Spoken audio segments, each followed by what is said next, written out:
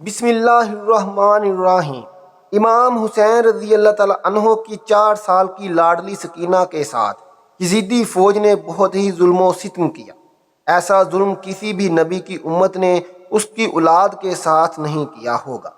حضرت امام حسین رضی اللہ تعالیٰ عنہ نے فرمایا کہ مجھے وہ گھر اچھا نہیں لگتا ہے جس گھر میں حضرت سکینہ اور ام رباب نہ ہوں۔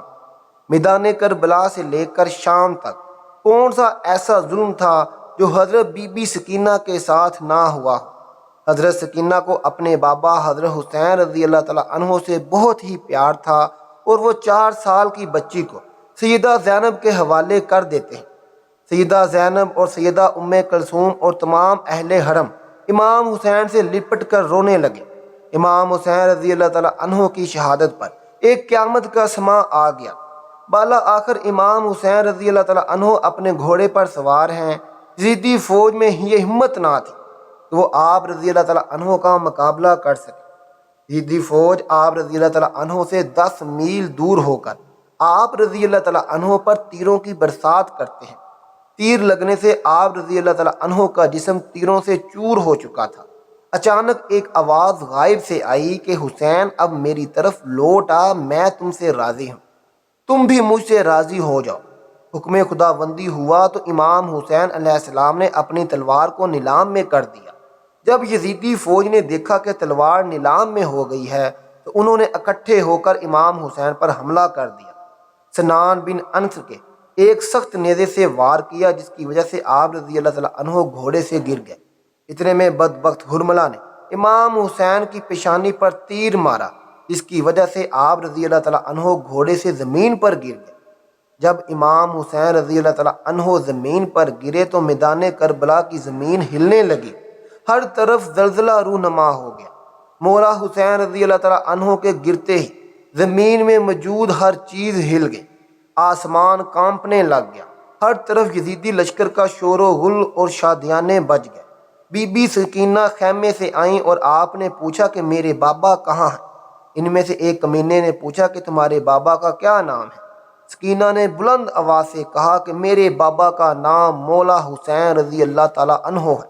تو آپ رضی اللہ تعالیٰ عنہ کی آواز سن کر اس ظالم نے ایک تیر نکالا اور مولا حسین کے زمین پر جسم کو تیر مار کر یہ تمہارے بابا ہیں۔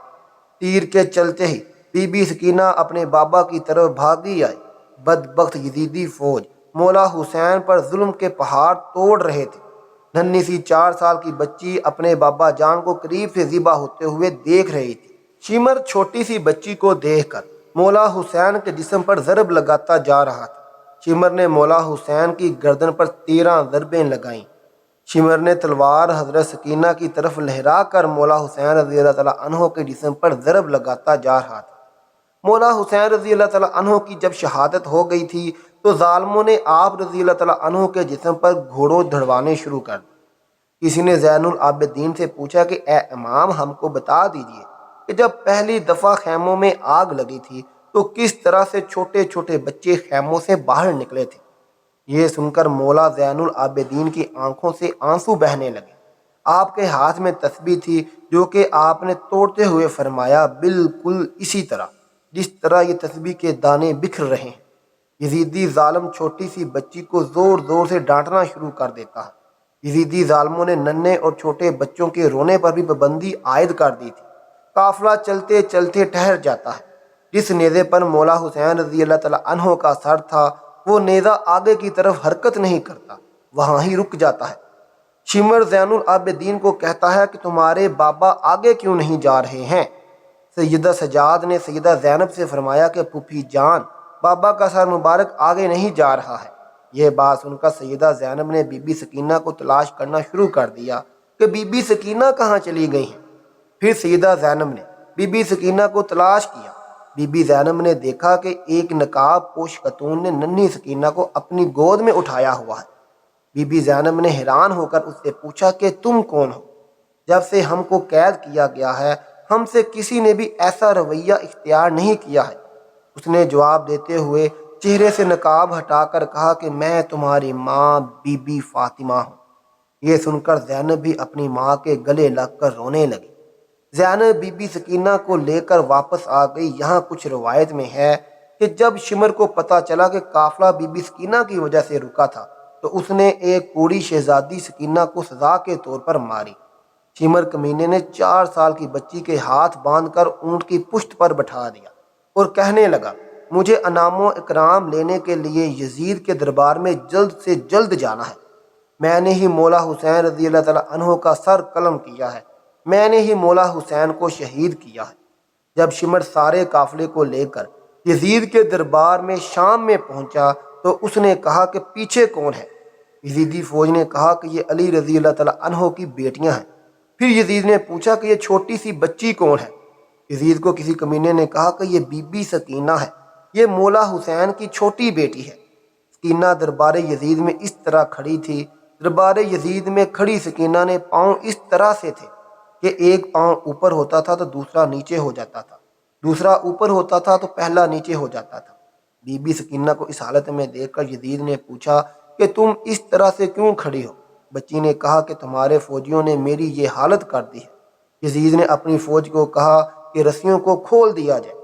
یزید لعنتی نے کہا کہ بی بی سکینہ، میں نے سنا ہے کہ آپ اپنے بابا جان سے بہت پیار کرتے ہو، کیا آپ اپنے بابا سے ملنا چاہتی ہو؟ سکینہ نے جواب دیا کہ جی، میں اپنے بابا سے ملنا چاہتی ہوں۔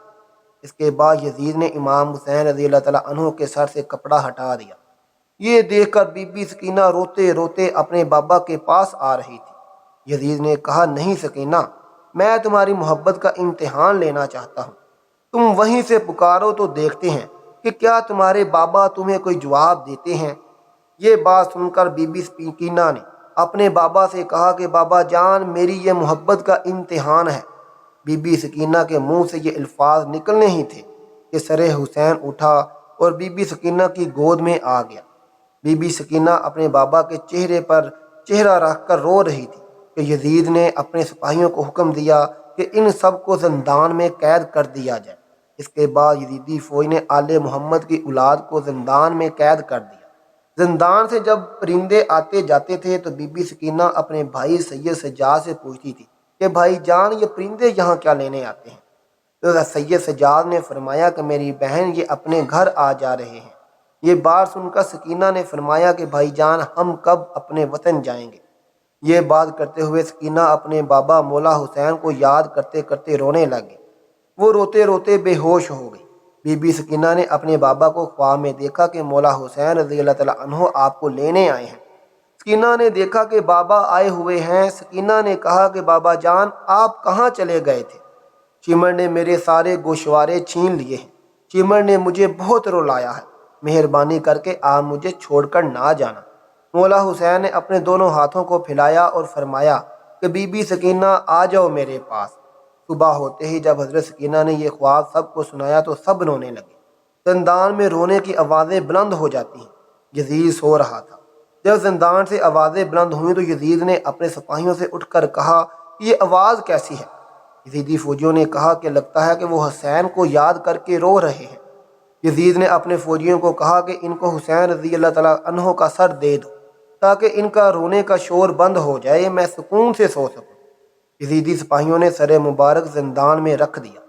جب مولا حسین رضی اللہ تعالیٰ عنہ کا سر مبارک زندان میں گیا تو سر مبارک کو دیکھ کر سب رونے لگ گئے۔ اپنے بابا کا سر مبارک بی بی سکینہ اپنی گود میں رکھ کر بہت ہی زیادہ روئی۔ سکینہ اتنا زیادہ روئی کہ روتے روتے سکینہ دنیا سے پردہ فرما گئی۔ محترم ناظرین، یہ تھی کربلا کی ایک دردناک چھوٹی سی بچی کی شہادت کا واقعہ۔ یہ واقعہ آپ کو کیسا لگا ہمیں کمنٹ باکس میں ضرور بتائیے گا۔ اللہ سب کو حامی و ناصر ہو۔ اللہ حافظ۔